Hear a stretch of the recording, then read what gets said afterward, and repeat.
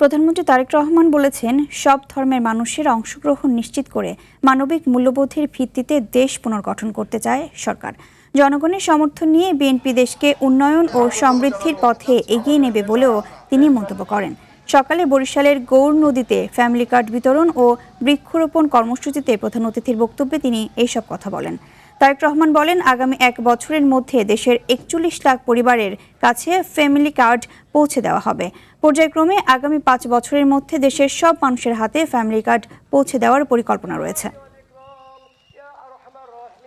জাল গুটিয়ে খালি হাতে উপকূলে ফিরতে বাধ্য। আমাদের দেশের যত্ন আমাদেরকে নিতে হবে, আমাদের দেশকে গড়ে তুলতে হবে আমাদেরকে।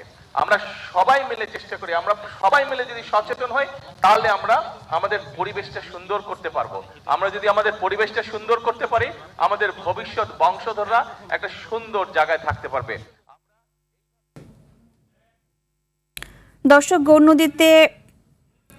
দর্শক বরিশালে রয়েছেন সহকর্মী শামীম চৌধুরী, আমরা সরাসরি যুক্ত হচ্ছি তার সঙ্গে।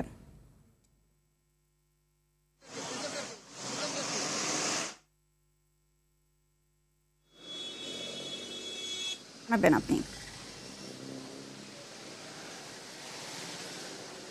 ইভা, এই মুহূর্তে বরিশালের পথে রয়েছেন প্রধানমন্ত্রী তারেক রহমান।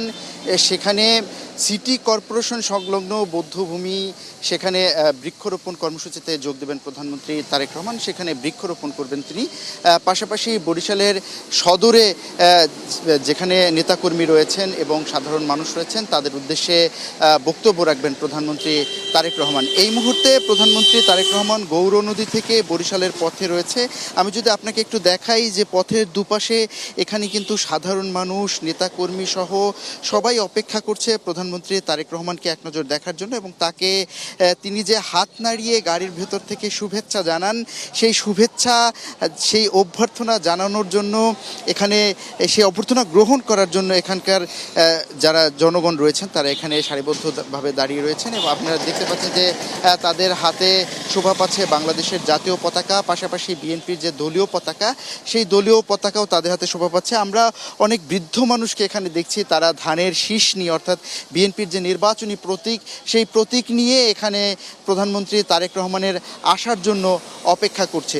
তবে একটা বিষয়ে একটু ইভা আপনার মাধ্যমে দেশবাসীকে জানিয়ে রাখতে চাই, প্রধানমন্ত্রী তারেক রহমান কিন্তু ঘোষণা দিয়েছেন যে প্রধানমন্ত্রী তারেক রহমান দেশের যে কোনো স্থানে সফরকালে কোনো প্রকার ফেস্টুন, ব্যানার এবং অন্যান্য যে প্রচারমূলক যে ফেস্টুনগুলো রয়েছে সেগুলো যেন খুব বেশি রাখা না হয়। আমরা বরিশালের পথে পথে এমনটাই দেখেছি যে আসলে ওই রকম জাঁকজমকপূর্ণ কোনো ব্যানার, ফেস্টুন নেই।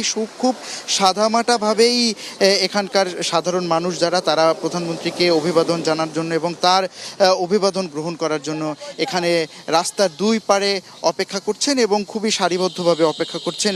এর আগে প্রধানমন্ত্রী তারেক রহমান বরিশালের গৌর নদীতে বাটাজোরে সারিকল খালের পাশে বৃক্ষরোপণ কর্মসূচিতে যোগ দিয়েছেন এবং সেখানে তিনি একসঙ্গে এলাকাবাসীকে সঙ্গে নিয়ে প্রায় 2500, প্রায় 2500 গাছের চারা তিনি রোপণ করেছেন এবং সেখানে তিনি বক্তব্য রেখেছেন। বক্তব্যে প্রধানমন্ত্রী তারেক রহমান বৃক্ষরোপণের প্রয়োজনীয়তা তিনি তুলে ধরেছেন। এই জলবায়ু পরিবর্তনের চ্যালেঞ্জ মোকাবেলায় গাছ রোপণ যে কতটা জরুরি সেই বিষয়টা তিনি এলাকাবাসীর উদ্দেশ্যে তুলে ধরেছেন এবং গাছ রোপণের পাশাপাশি শুধুমাত্র গাছ রোপণ করে সেটি ফেলে রাখলে হবে না, সেই গাছ যাতে পরিচর্যা করা যায় বা সুন্দরভাবে পরিচর্যা করে সেই নির্দেশনাও কিন্তু তিনি এখানকার জনগণকে দিয়েছেন। এরপরই ইউনিয়নের সরকারি প্রাথমিক বিদ্যালয় মাঠে আয়োজিত ফ্যামিলি কার্ড বিতরণ কর্মসূচি এবং সেখানকার যারা ফ্যামিলি কার্ডের পাবে উপকারভোগী তাদের সঙ্গে মত বিনিময় করেছেন প্রধানমন্ত্রী তারেক রহমান এবং মত বিনিময়ে তিনি বলেছেন যে আগামী 1 বছরের মধ্যে, অর্থাৎ এই বছরের মধ্যে প্রায় 41 লাখ পরিবারের হাতে ফ্যামিলি কার্ড পৌঁছে দেবেন প্রধানমন্ত্রী তারেক রহমান। শামীম, আপনি আমাদের সাথেই থাকুন, আমরা পরবর্তী সংবাদে আপনাদের সাথে আবার যোগাযোগের চেষ্টা করব।